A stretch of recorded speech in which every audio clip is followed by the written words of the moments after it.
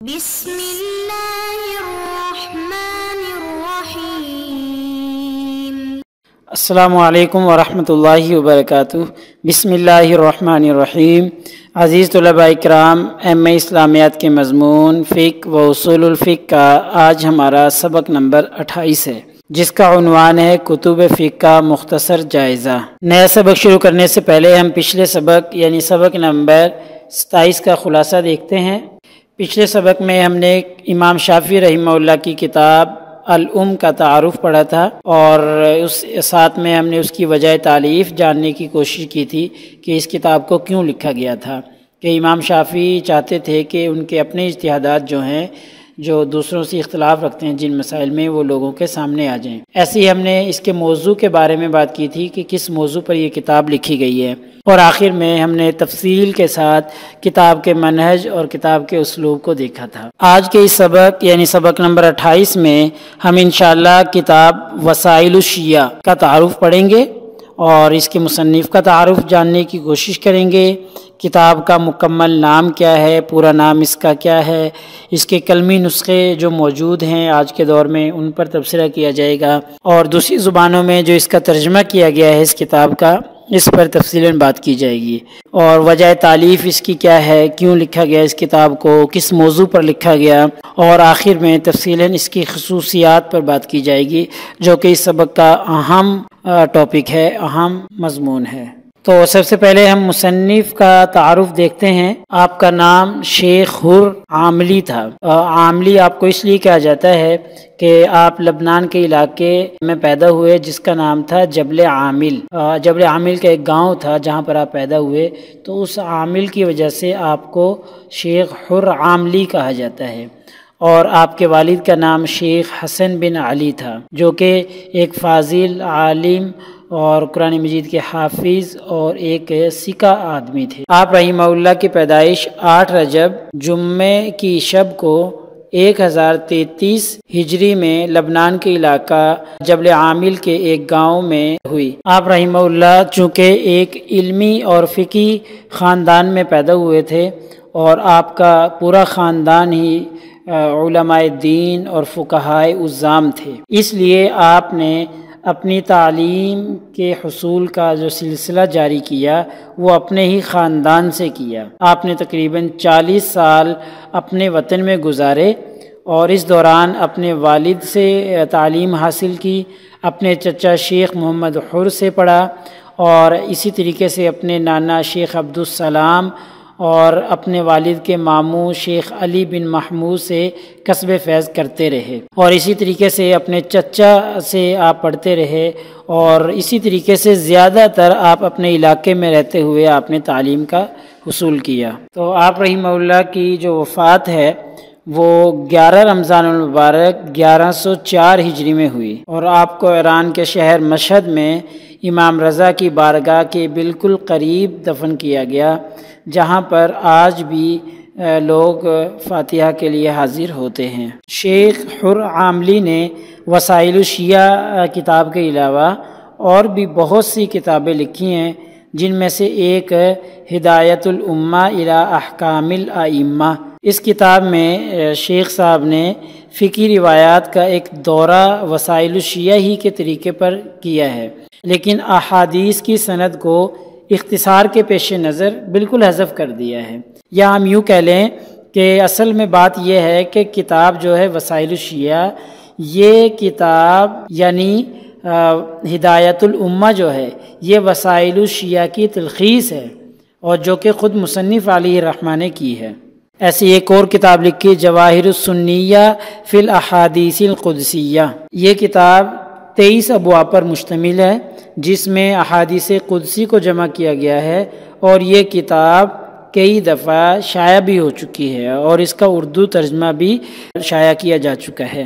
اس کے علاوہ بھی مصنف نے اور بہت سی کتب تحریر فرمائی ہیں، جن کا احاطہ اس چھوٹے سے سبق میں ناممکن ہے۔ اب ہم اپنے اصل مقصود کی طرف آتے ہیں کہ کتاب وسائل الشیعہ کا تفصیلی تعارف دیکھتے ہیں۔ اس کتاب کا پورا نام وسائل الشیعہ الی تحصیل مسائل الشرعیہ ہے، جو شیخ حر عاملی کی سب سے زیادہ مشہور تالیف ہے۔ اب ہم کتاب کے موضوع پر بات کرتے ہیں، تو اس کتاب میں تمام فقہی ابواب پر مشتمل روایات کو ایک جگہ جمع کر دیا گیا ہے، اور مؤلف نے یہ کام کرنے کے لیے کتب اربع جو کہ شیعہ حضرات کی 4 کتب ہیں ان سے بھی استفادہ کیا ہے۔ ان کے علاوہ 180 کتب حدیث سے بھی مصنف نے استفادہ کیا ہے، اور پھر حدیثوں کو احکام سے متعلق جو احادیث ہیں ان کو اس کتاب میں جمع کیا ہے، اور اس کی حدیثوں کی تعداد 35,868 بتائی جاتی ہے، جو کہ تقریباً 36,000 احادیث بنتی ہیں۔ وسائل الشیعہ کا ایک کلمی مخطوطہ مشہد کے کتب خانہ میں موجود ہے، جو کہ مؤلف کے اور مصنف کے اپنے ہاتھ کا تحریر کردہ ہے، اور اسی طریقے سے ایک دوسرا کلمی مخطوطہ کتب خانہ آیت اللہ مرعشی میں موجود ہے، اور یہ نسخہ سب سے پہلے جو مصنف کے ہاتھ کا تحریر کردہ نسخہ ہے اس سے دیکھ کر اس کی الگ سے ایک کاپی تیار کی گئی ہے، اس کی نقل تیار کی گئی ہے، اور یہ کتاب عربی زبان میں ہے اور 30 ضخیم جلدوں پر مشتمل ہے، جس کے پہلے 50 ابواب میں تو احکام شریعہ اور فقہ جیسی ابحاث ہیں، اور کتاب کے آخر میں جو ہے وہ آخری ابواب جو ہیں ان میں ماخذ و مصادر، اسناد اور رجال، روات وغیرہ سے متعلق تفصیلی بحث کی گئی ہے۔ مصنف نے اس کا جو طریقہ تالیف ہے، لکھنے کا جو انداز اپنایا ہے، وہ شرعی مسائل کی ترتیب کے مطابق کیا ہے، چونکہ فقہی کتابوں میں کتاب الطہارت سے لے کر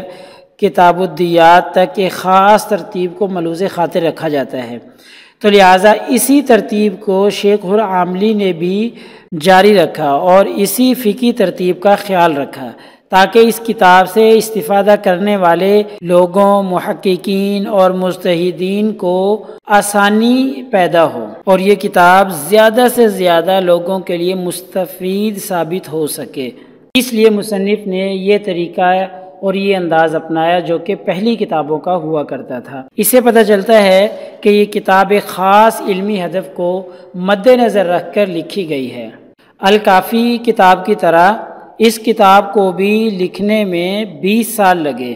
جس سے یہ ظاہر ہوتا ہے کہ شیخ حر عاملی نے اس کتاب کو لکھنے میں بہت زیادہ محنت اور بہت زیادہ مشقت سے کام لیا، اور اپنی عمر کا ایک بہت بڑا حصہ اس میں صرف کر دیا۔ کیوں کیا؟ تاکہ اہل بیت کا علمی ورثہ محفوظ ہو جائے اور وہ ضائع ہونے سے بچ جائے۔ اور سب سے اچھی بات یہ ہے کہ اس کتاب وسائل الشیعہ کا اردو ترجمہ بھی ہو چکا ہے، جو کہ علامہ محمد حسین نجفی نے 1990 میں شروع کیا تھا،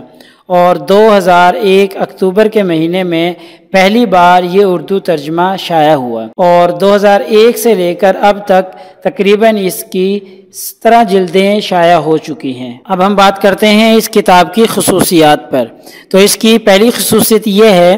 کہ مؤلف نے ایک ہی مسئلہ سے متعلق جتنی بھی روایات تھیں ان کو ایک ساتھ ذکر کر دیا، تاکہ اس کی طرف رجوع کرنے والے کو ایک ہی موضوع سے متعلق ساری روایات ایک ہی جگہ پر مل جائیں۔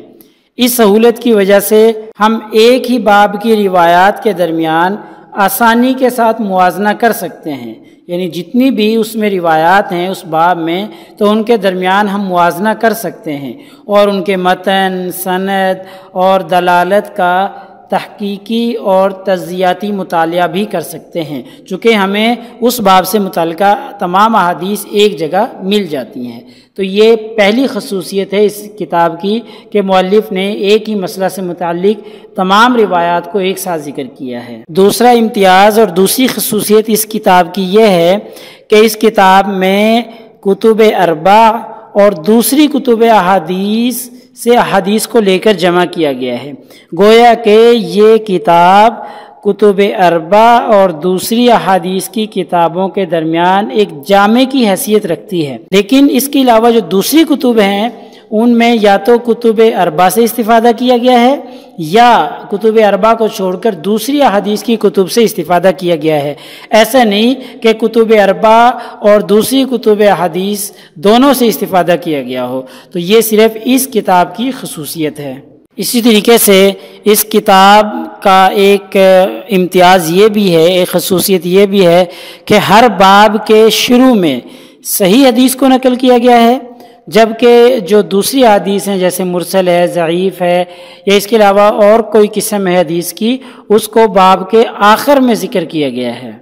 تاکہ قاری کو، پڑھنے والے کو یہ اندازہ ہو سکے کہ جو شروع میں احادیث ذکر کی گئی ہیں وہ صحیح احادیث ہیں، اور جو آخر میں احادیث ذکر کی گئی ہیں وہ صحیح احادیث نہیں ہیں۔ اس کے علاوہ ایک اور امتیاز یہ ہے، چونکہ اس کتاب کو مصنف نے دوسری احادیث کی کتب جو کہ مشہور اور معتبر کتابیں ہیں ان سے روایت کیا ہے اور ان کو سامنے رکھ کر اس کتاب کو لکھا ہے، یعنی ان سے استفادہ کیا ہے۔ تو مصنف نے دیانتداری والا کام یہ کیا کہ ہر روایت کے آغاز میں اس کی سند اور اس شخص کا نام بھی ذکر کیا ہے جس کی کتاب سے وہ روایت نقل کی ہے۔ حالانکہ عام طور پر مصنفین اور مؤلفین ایسا کرتے نہیں، انہوں نے امانتاً اس کا نام بھی ذکر کیا ہے جس کی کتاب سے اس روایت کو لیا ہے۔ اسی طریقے سے ایک خصوصیت یہ بھی ہے کہ جو متعارض احادیث ہیں ایک دوسرے کے ساتھ تعارض محسوس ہوتا ہے تو مصنف نے خود جو ہے ان کی وضاحت کی ہے اور ان کا تعارض دور کرنے کی کوشش کی ہے۔ بہرحال خلاصہ کلام یہ ہے کہ وسائل الشیعہ کتاب جو ہے اہل تشیع کی مشہور ترین کتاب ہے، جس کو مصنف نے کتب اربع میں منقول ان احادیث سے نقل کیا ہے جن کا تعلق فقہ سے ہے، اور یہ کتاب امتیازی اور انفرادی خصوصیات کی حامل کتاب ہے جسے شیعی مجتہدین ماخذ و مصادر کی حیثیت سے لیتے ہیں۔ بہرحال ہمارے آج کی سبق کا خلاصہ ہی نکلتا ہے کہ آج ہم نے وسائل الشیعہ جو کہ شیعہ مذہب کی ایک کتاب ہے اور فقہ کی کتاب ہے، اس کا تعارف پیش کیا ہے، اور اسی سبق میں ہم نے اس کے مصنف کا نام و نسب، ان کی پیدائش، ان کی وفات اور ایسے ہی انہوں نے تعلیم کہاں سے اور کیسے حاصل کی، اس پر ہم نے تفصیلاً بات کی ہے۔ کتاب کا مکمل نام کیا ہے، کتاب کے کلمی نسخے کون کون سے کہاں پر موجود ہیں، اس کے ترجمہ اردو زبان میں ہو چکا ہے، اس پر بھی ہم نے بات کی ہے۔ ایسے ہی اس کتاب کو لکھنے کا انداز کیا ہے، کس طریقے سے یہ لکھی گئی ہے، پہلی کتابوں کی پیروی کرتے ہوئے جیسے پہلی فقہی کتابیں لکھی گئی ہیں اسی ترتیب سے اس کتاب کو بھی لکھا گیا ہے۔ اس کا موضوع کیا ہے اس پر بات کر لی، اور آخر میں ہم نے کتاب کی جو اہم خصوصیات تھیں جو کہ بہت ہی امپورٹنٹ اور بہت ہی زیادہ اہم خصوصیات ہیں، اس کے حوالے سے سوال بھی پوچھا جا سکتا ہے، اس پر ہم نے تفصیلاً بات کی ہے کہ اس کی اہم خصوصیات کون سی ہیں۔ انشاءاللہ اگلے سبق نمبر 29 میں ہمارا یہی سلسلہ جاری رہے گا کتب فقہ کے مختصر جائزے کا، تو اس میں انشاءاللہ اگلے سبق میں ہم دوسری فقہ کی کتابوں کا جائزہ پیش کرنے کی کوشش کریں گے۔ جزاکم اللہ خیر۔ السلام علیکم ورحمۃ اللہ وبرکاتہ۔